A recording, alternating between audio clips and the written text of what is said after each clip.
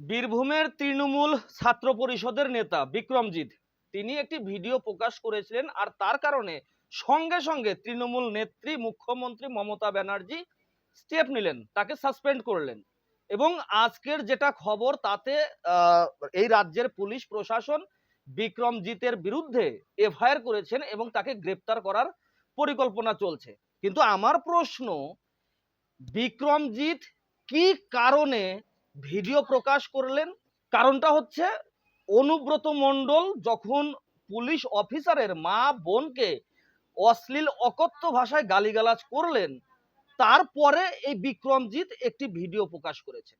সেখানে পুলিশকে সেই একই আইসিকে হুমকি দিয়েছেন, বিভিন্ন প্রকারে আইসির কে অপমান অপদস্থ করেছেন। কিন্তু আমার কথা হলো, তৃণমূল নেত্রী এই বিক্রমজিতের বিরুদ্ধে সঙ্গে সঙ্গে স্টেপ নিলেন, তার বিরুদ্ধে এফআইআর হলেন, কিন্তু অনুব্রত মণ্ডল আজ 9 দিন হয়ে গেল, এখনো পর্যন্ত অনুব্রত মণ্ডলকে গ্রেপ্তার কেন করা হচ্ছে না?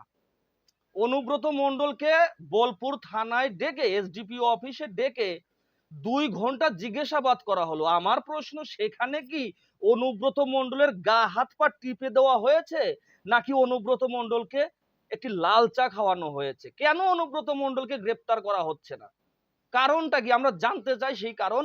আর মুখ্যমন্ত্রী মমতা ব্যানার্জি, অপদার্থ মুখ্যমন্ত্রী, যে কিনা বলে অনুব্রতকে বীরের সম্মান দিয়ে নিয়ে আসা হোক, বীরের সম্মান দেওয়া হোক।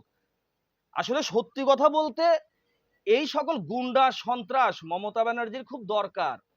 এই সকল গুন্ডা সন্ত্রাস মমতা ব্যানার্জির না থাকলে রাজ্য চালাতে পারবে না, ভোটে জিততে পারবে না। কিন্তু বাংলার মানুষ আর বোকা নেই, বাংলার মানুষ এবার বুঝিয়ে দেবে মমতা ব্যানার্জির আসল জায়গাটা।